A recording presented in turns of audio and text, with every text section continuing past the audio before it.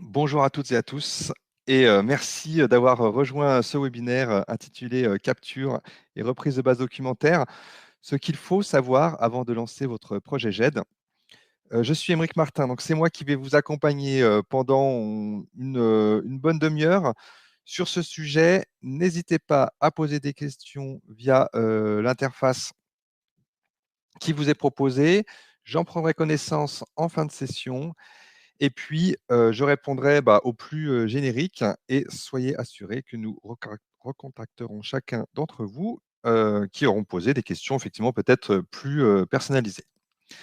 Alors, si vous nous avez rejoint, c'est peut-être que votre entreprise prévoit de s'équiper d'une GED pour y gérer documents et processus. Vous avez sans doute réfléchi à des fonctionnalités clés, à des flux prioritaires, identifié des interfaces avec vos logiciels métiers.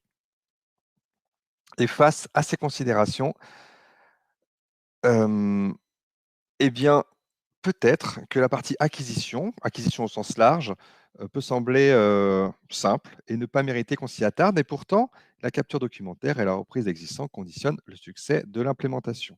Donc, ce sont de ces aspects que nous allons aujourd'hui discuter. Je fais une rapide parenthèse pour évoquer un webinaire précédent sur notre chaîne autour de la rédaction de cahier des charges. Donc, si effectivement vous êtes dans l'optique de mener prochainement un tel projet de dématérialisation, eh bien, ce webinaire peut également vous intéresser. Alors, le déroulé de la session. Effectivement, peut-être d'abord, dans un premier temps, passer en revue les différents canaux d'acquisition avant de nous intéresser réellement à la partie numérisation. Alors, quand on parle d'acquisition, c'est vrai qu'il y a l'aspect bien sûr documentaire, mais il y a aussi l'aspect enrichissement d'informations. C'est pour ça que nous allons couvrir également la partie indexation. Et enfin, chapitre sur la reprise de données. Quand on parle de reprise de données, on parle d'une reprise d'un existant, puisque bien sûr, vous avez un passif en termes de documents, en termes d'informations, et que bien souvent, lorsqu'on installe un système chez soi, on a envie d'y retrouver, eh bien, par exemple, ses contrats, ses factures précédentes, etc.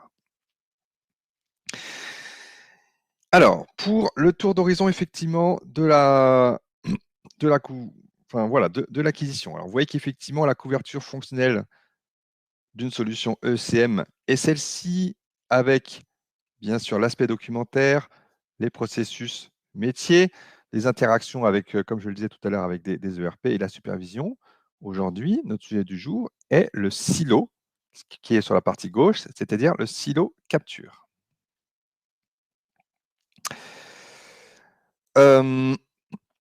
Alors, la capture, ça peut concerner effectivement des fichiers qui seraient eh bien, simplement intégrés manuellement par glisser-déposer dans votre système, dans la GED. Ça peut être éventuellement directement déposé depuis les outils Office, lorsque vous avez une intégration de la solution de GED avec la suite Office. Ça peut être des documents créés sur la base de modèles bureautiques, donc directement en GED. Éventuellement des documents que produisent vos ERP. À ce moment-là, en cas de connecteur, là encore, il viendrait automatiquement être déversé en GED. Et puis, d'autres sources, les emails, la capture par smartphone, la récupération automatique depuis des portails. Mais aujourd'hui, nous allons donc parler des documents à numériser, c'est-à-dire effectivement parler des aspects pratiques et organisationnels autour de cette question. Et comme je l'ai dit, des données existantes. Alors, numérisation, c'est donc le chapitre que nous allons voir, et organisation. Alors pourquoi ce lien? Eh bien parce que le choix décentralisé ou centralisé est structurant. Alors qu'est-ce qu'on entend par ces termes? Eh bien, sur ce tableau qui va se compléter peu à peu, on va d'abord envisager une numérisation décentralisée, c'est-à-dire avec une multiplicité des points de numérisation. On pense ici à de la capture via des périphériques mutualisés, donc c'est-à-dire en gros des copieurs multifonctions qui sont dispersés donc ça et là dans l'entreprise. Et donc le plus souvent, on parle de numérisation document par document, avec bien sûr pas de possibilité d'enrichir, d'associer de l'information. Et puis, il faut bien avoir conscience, bien sûr, que quand vous numérisez sur un tel appareil, vous n'avez pas de contrôle qualité, vous numérisez à l'aveugle, c'est-à-dire que vous ne pouvez pas vous assurer de la qualité de la numérisation. Si effectivement, 1 page, 2 pages passent ensemble, vous ne le verrez pas. Et si, jamais effectivement il y avait, donc un défaut de qualité d'image, vous ne le verrez qu'effectivement une fois, revenu, à votre poste. Les documents ainsi numérisés sont généralement apportés par une routine. Donc, il arrive parfois que dans des cahiers des charges, il soit demandé de venir piloter un tel multifonction.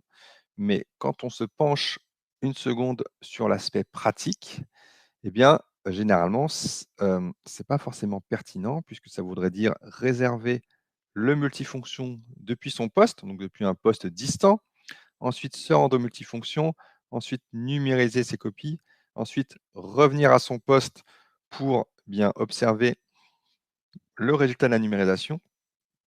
Donc c'est vrai que lorsqu'on est sur une telle organisation, eh bien, on pense automatiquement import automatique avec, pourquoi pas, la définition de boutons de tâches sur l'écran de votre multifonction pour réaliser ce qu'on appelle du scan to folder.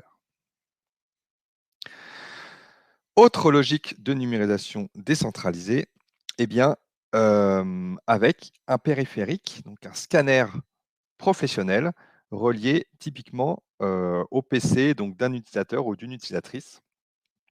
Ça veut dire qu'on va pouvoir piloter, eh bien, le logiciel directement depuis le poste, qu'on va voir la plupart du temps les images, défiler. Et puis il faut, effectivement reconnaître que ces scanners professionnels ont des avantages, en termes d'utilisation. Je pense à la qualité de la prise papier et à la qualité d'image. Donc là encore, il est, on va dire, heu, superflu d'exiger, des solutions qui réaliseraient des traitements d'images, amélioratifs. Aujourd'hui, les scanners professionnels, quel que soit le constructeur, délivrent de très bonnes images, que ce soit en noir et blanc ou, en couleur. Et puis quand bien même derrière, vous auriez une étape d'analyse, donc d'OCR, donc de recherche de caractères, eh bien, ces systèmes qui extraient le texte depuis des documents, depuis des images, savent eux-mêmes appliquer d'éventuels traitements correctifs pour bien récupérer le texte. On était sur le décentralisé, nous allons maintenant parler d'une numérisation centralisée.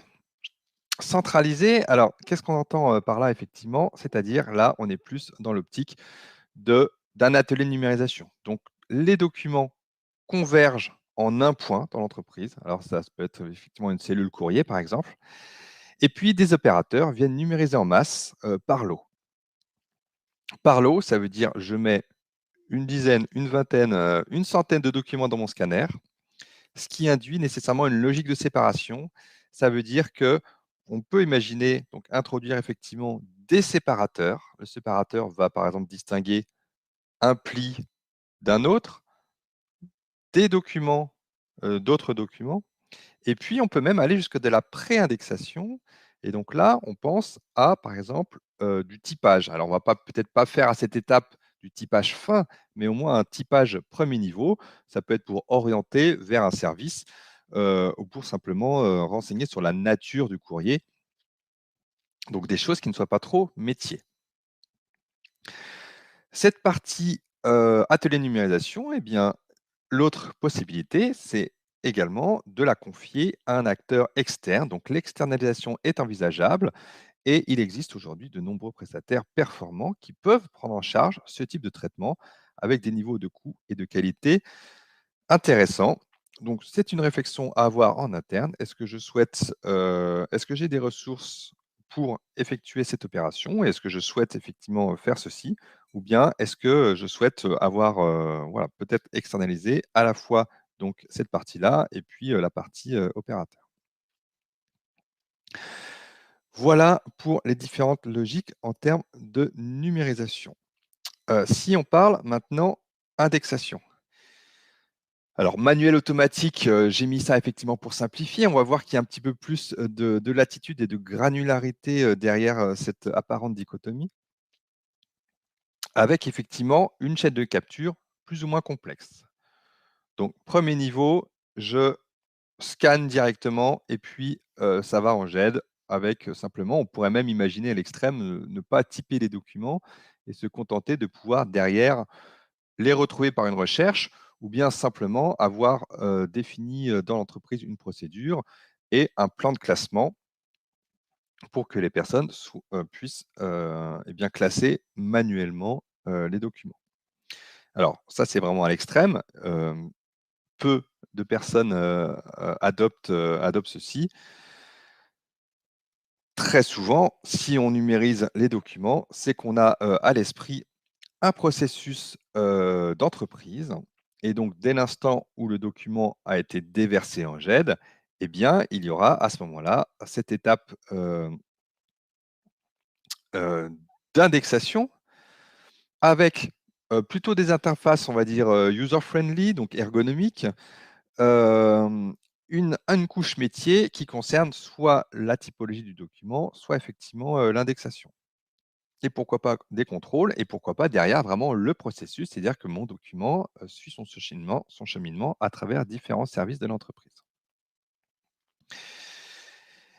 Tout à l'heure, j'ai effectivement parlé d'ateliers de numérisation et de préindexation. Donc la préindexation, effectivement, cette fois-ci, on est avec des opérateurs qui sont en charge de la numérisation, donc c'est-à-dire des interfaces plus orientées productivité. Donc on est plus attaché à la productivité, si vous voulez, qu'à l'esthétisme de l'écran. Et puis, ben, la séparation, je l'ai dit, du petit page premier niveau, un contrôle de qualité d'image, puisque lorsqu'on numérise, on voit les images effectivement qui défilent devant ses yeux. Et ce qu'on peut automatiser comme indexation, par exemple, parce qu'on sait qu'en haut à droite d'un document, il y a tel numéro, ou qu'effectivement, il y a un code barre natif ou un QR code sur mes documents que je sais interpréter dès cette étape. Lorsqu'il s'agira d'aborder des sujets plus complexes, on pourra intercaler une étape d'indexation automatique. Donc là, on va en parler juste après. On va bien vous faire comprendre la différence entre préindexation et indexation automatique, où on peut même aller jusqu'à la reconnaissance automatique de documents, donc c'est-à-dire identifier automatiquement par un robot la typologie, et ensuite, une fois que la typologie est identifiée, aller chercher les informations qui vous intéressent. Alors, voilà, vous avez vu, on a vu un panel, un éventail de possibilités en termes d'indexation. Donc, l'indexation manuelle, saisie pure, OK, très simple. Il faut savoir que derrière indexation manuelle, on est rarement laissé seul derrière un écran avec une dizaine de champs. Souvent, effectivement, l'indexation est assistée, soit effectivement par l'interface, des menus déroulants, des listes de valeurs, des boutons radio, des contrôles de syntaxe. Éventuellement aussi, donc très souvent, le fait de faire appel à des référentiels. Donc je pense à une base fournisseur extérieure. Et puis on peut aussi, dans certains cas, plutôt que de laisser l'opérateur saisir les informations, lui apporter la possibilité de simplement, en cliquant sur le document, eh bien, récupérer une chaîne de caractères, ce qui eh bien, rend la saisie plus intuitive et plus efficace.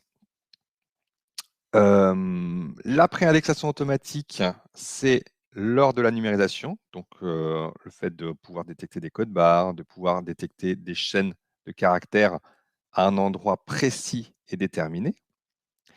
Et voilà, l'indexation automatique.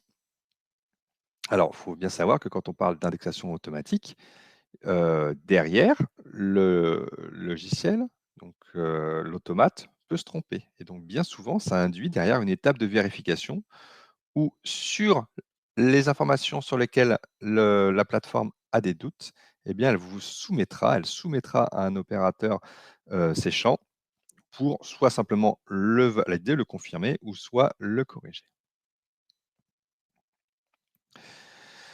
Alors, quand on parle de logiciel de préindexation automatique, excusez-moi, juste un exemple d'interface, vous voyez ici, eh bien, on voit la séparation multiniveau, donc toujours mon exemple pli document.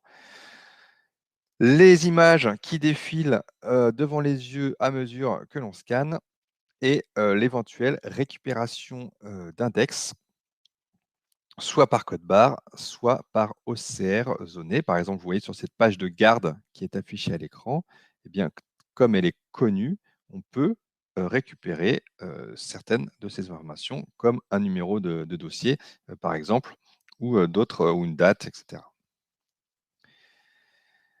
Maintenant, l'étape de lorsqu'on est dans le cadre de LAD, donc de lecture automatique de documents, voici à quoi ressemble l'interface de vérification. Et donc, vous le voyez, le document à gauche, à droite, les champs qui ont été automatiquement détectés. Donc là, ici, l'exemple, c'est le cas d'une facture. Donc, on a identifié bien sûr le fournisseur, on a identifié la date, le numéro de facture, enfin tous les index en tête, pied de page, voire même les lignes articles, avec certains champs, donc ici symbolisés en bleu, qui sont pré-remplis et pour lesquels il pourra exister donc un doute. Et donc à ce moment-là, l'opérateur n'a qu'à appuyer sur Entrée pour valider le champ. Lorsque vous souhaitez aller sur de l'indexation automatique, et là, ce que je vous dis effectivement se base sur la lecture de différents cahiers des charges qui, parfois, en une simple ligne, demandent effectivement que bah, voilà, l'indexation et la classification soient automatiques. Ça, c'est assez difficile lorsqu'on lit un tel cahier des charges avec si peu de détails de savoir ce qu'il y a derrière. Alors, qu'est-ce qu'on entend par eh bien, les détails importants? C'est déjà combien de typologies de documents sont concernés. Voilà. Est-ce que c'est une ou deux? Est-ce que c'est 5? Est-ce que c'est 30? Typiquement, ce ne sera pas la même chose sur du courrier entrant que sur des flux bien identifiés dans l'entreprise. Et pour chacune de ces typologies de documents, eh bien, déjà savoir quelles sont les volumétries derrière. La volumétrie est importante en ce sens où elle va nous permettre d'évaluer la pertinence d'une indexation automatique. Si j'ai des documents, bien sûr, très complexes en petit nombre, eh bien, il est certain qu'une indexation manuelle par une personne d'un métier ou manuel assisté hein, sera plutôt à recommander. Si vous avez un grand nombre de documents, eh bien à ce moment-là, la volumétrie peut justifier le fait qu'on se penche sur les possibilités d'automatisation. Ces possibilités vont être, et donc l'automatisation, le travail derrière de modélisation, s'il y a lieu, va dépendre effectivement s'il s'agit d'un document structuré, semi-structuré ou non structuré. La différence entre ces trois typologies, c'est effectivement le document structuré, c'est ce qu'on appelle un formulaire. Donc on trouve toujours les mêmes informations à la même place. Le semi-structuré, on connaît, on s'attend à retrouver des informations qui sont dispensées à différents endroits selon les mises en page. Donc là, on est typiquement dans le cadre de la facture. Et puis le non structuré, eh bien là, c'est typiquement du courrier entrant. On ne sait pas réellement à quoi s'attendre, ni quelles informations figureront sur les documents. Eh bien, donc, vous voyez, cet axe illustre la difficulté de l'automatisation sur de tels documents. Une fois qu'on a dit ça, bien sûr, on va se poser la question de combien d'index sont à récupérer. Ça ne sera pas le même travail s'il y a 5 index ou s'il y en a 50. Et puis, bien sûr, si on peut s'appuyer sur des référentiels, il faut savoir que les référentiels, c'est vraiment une base solide sur laquelle s'appuyer pour améliorer les taux de reconnaissance. Donc, bien sûr, les solutions aujourd'hui, en tout cas certaines du marché, proposent de l'apprentissage automatique. Néanmoins, ces informations aident la personne qui voudrait donc se pencher sur votre projet à évaluer la complexité. Les mêmes questions ou similaires peuvent se poser sur la partie classification. Est-ce qu'il s'agit simplement de classifier et de séparer peut-être même automatiquement des documents ou bien une enveloppe constituée de plusieurs documents eux-mêmes atypés? Donc là encore, on va se poser la question du nombre de typologies de documents concernés et pour chacune des volumétries, donc des volumes et de leurs caractéristiques.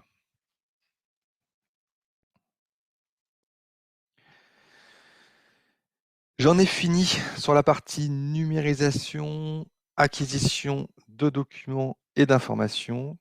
On passe maintenant sur le versant reprise de données, reprise d'existants.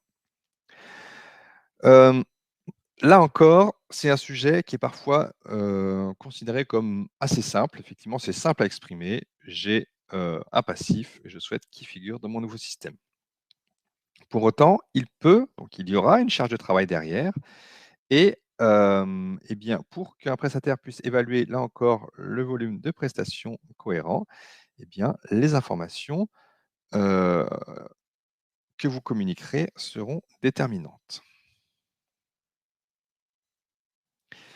Alors, qu'est-ce qu'on appelle de quoi parle-t-on exactement? La reprise de données, c'est la phase qui consiste à récupérer un ensemble de documents et informations existantes pour les importer dans un nouveau système logiciel. C'est-à-dire qu'on va d'un logiciel ancien vers un autre nouveau, ou peut-être n'avez-vous pas du tout de GED, mais une simple arborescence de fichiers et que vous souhaitez effectivement porter vers un logiciel.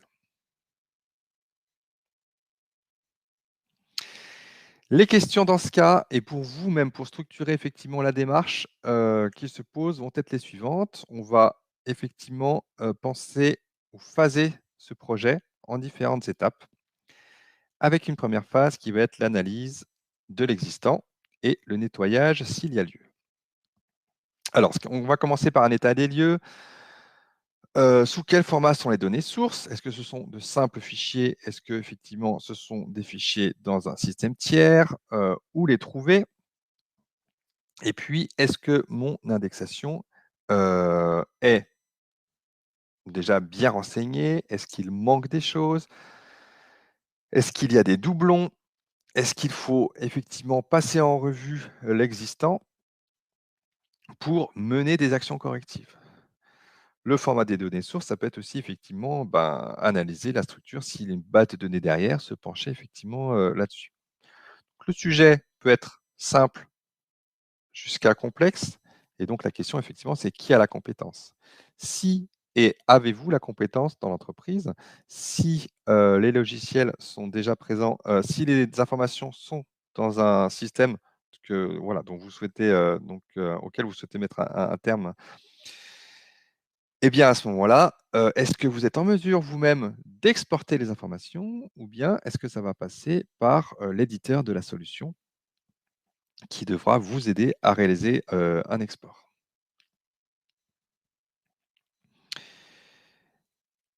Premier niveau. Ensuite, la phase 2. On va définir la stratégie, de reprise. Hem, Qu'est-ce que vous souhaitez reprendre et quand ou à quel rythme? Effectivement, OK, on veut reprendre l'existant, mais est-ce que finalement on a besoin de tout reprendre? Ou est-ce que, peut-être que c'est lorsque le métier a besoin de retrouver tel ou tel document et bien qu'il saisit l'occasion effectivement de l'importer dans le nouveau système? Donc ces questions sont importantes puisque réduire le périmètre et bien, limite derrière les risques d'erreur de reprise, les besoins de nettoyage et le temps nécessaire au test. Donc on va plutôt conseiller de prioriser et de commencer par les données nécessaires au démarrage avant de s'attaquer aux données historiques, quitte à en laisser bien sûr certaines de côté. Donc c'est pour ça, reprise en masse ou au fil de l'eau. Et puis enfin, on va se poser la question de vous avez un système source et un système cible. Est-ce que toutes les informations sont disponibles dans le système source Est-ce que peut-être l'indexation est moins riche et qu'on peut se satisfaire d'une indexation, simplifiée pour cet historique par rapport à l'indexation complète pour, bien les nouveaux documents? Donc autant de questions à réfléchir. Phase 3 et phase 4, tester et accompagner les changements. Alors tester, les tests, c'est vraiment important. Donc il faut vraiment c'est tester, tester, tester. Avant la bascule, bien sûr, avec un échantillon. Après la bascule, on sait que ça, c'est vraiment déterminant, dans l'entreprise pour, l'acceptation des utilisateurs et pour que le projet soit un succès. Sur une migration, on a, en général pas trop le droit de se manquer, parce que les retours, négatifs, peuvent être, assez vite, se répandre assez vite dans l'entreprise. Donc c'est pour ça qu'en parallèle de cette phase de test, bien sûr, accompagner le changement et le plus tôt possible avec, si possible, l'implication, d'utilisateurs clés qui pourront répandre, la bonne parole. L'information, voici ce que nous sommes, voici ce que nous prévoyons, voici ce que nous sommes, en train de faire, voici comment ça va se passer et puis bien sûr, la formation pour, des utilisateurs et des utilisatrices pour que tout le monde puisse, eh bien, bénéficier de la richesse fonctionnelle du nouveau système. Voilà. Donc, il est 11h30. Nous avons ensemble parcouru les aspects numérisation, donc capture même au sens large, avec, eh bien, les différentes façons d'imaginer, la numérisation au sein de l'entreprise, les différents degrés d'indexation du manuel à l'automatique, les problématiques qu'il y a derrière, hem et puis l'aspect reprise de données, qui peut être effectivement, plus, hem, qui peut être, et bien plus complexe, qu'il n'y paraît. Alors, merci à tous pour votre attention. Là encore, comme je l'ai dit au début, si vous avez à l'esprit et vous êtes dans l'optique d'un projet GED, peut-être que le webinaire effectivement qui concerne les conseils pour la rédaction d'un cahier des charges dans le cadre d'un projet de GED, workflow ou tout ça, plus génériquement de démat vous intéressera. Donc, je vous laisse vous y reporter dans le cadre de la chaîne. Je vais prendre le temps de lire vos questions. Je vous remercie déjà pour votre participation et souhaite donc une bonne journée et je prends connaissance des questions.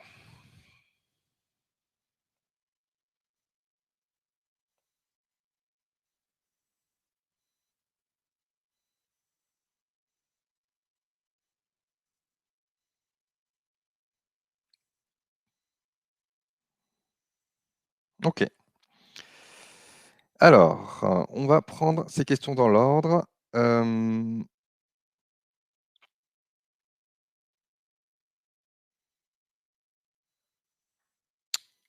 Voilà, question alors qui effectivement, qui peuvent, donc sur un sujet, particulier qui est la facturation électronique.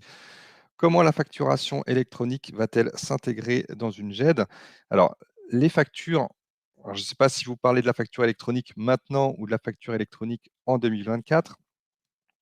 Donc maintenant la facturation les factures que l'on reçoit, eh bien, peuvent être, intégrés à la GED par les canaux d'acquisition, effectivement, pour la facture électronique, email, être téléchargée depuis un portail.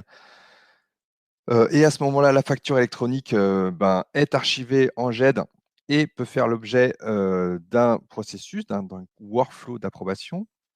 À l'avenir, la facture électronique va être, disponible via soit la plateforme publique, de facturation, soit un portail partenaire et donc là encore, on pourra faire un import automatisé. C'est-à-dire que régulièrement, on viendra, faire une requête, interroger ces portails pour savoir si des nouvelles factures sont à disposition. Hem, j'ai une autre question effectivement sur la facture. Hem, Quelle sera l'utilité d'une GED? Alors, l'utilité d'une GED, en fait, ça c'est la même effectivement, que celle d'aujourd'hui. Et là encore, j'ai une autre question effectivement, quelle sera l'utilité d'une GED après l'arrivée de la facturation électronique, puisque les factures seront conservées par les opérateurs de dématérialisation ou, les PDP? Eh bien, en fait, l'apport premier, c'est d'être le lieu de votre workflow d'approbation de la facture. La GED, effectivement, permet de faire naviguer la facture parmi les services pour effectivement que le commanditaire de l'achat puisse éventuellement la valider, pour que le responsable, les différents niveaux d'approbation puissent apporter leur validation. Alors, certaines validations, bien sûr, peuvent être automatiques, d'autres reposent sur des ressources humaines, et puis derrière, donner les informations à la comptabilité.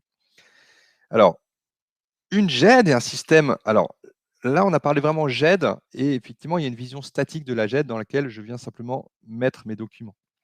Mais lorsqu'on parle d'une GED workflow, donc c'est le lieu du processus et donc une GED workflow peut tout à fait jouer le rôle de OD. Alors OD, ça s'appelle opérateur de dématérialisation, c'est-à-dire que ça fait l'intermédiaire entre votre entreprise et un portail. Donc la GED peut jouer le rôle d'OD. Effectivement, lorsque vous serez en lien avec, une plateforme de dématérialisation partenaire, eh bien, cette plateforme de dématérialisation partenaire va conserver la facture, mais plutôt la conserver, le plus souvent, sous l'aspect légal, donc avec la notion de coffre-fort électronique. Néanmoins, ce ne sera pas elle, ou ça dépendra peut-être, des offres, bien sûr, qui arriveront sur le marché en 2024, mais ce ne sera pas dans cette interface que vous réaliserez le workflow d'approbation de la facture.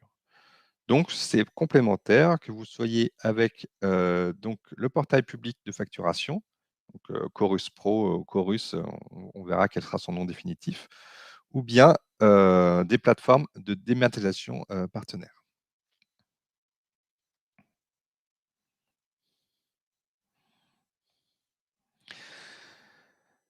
Voilà, c'était les principales questions qui nous étaient adressées. Je vois qu'il y a d'autres questions, mais un peu plus précises, donc auxquelles nous allons effectivement répondre.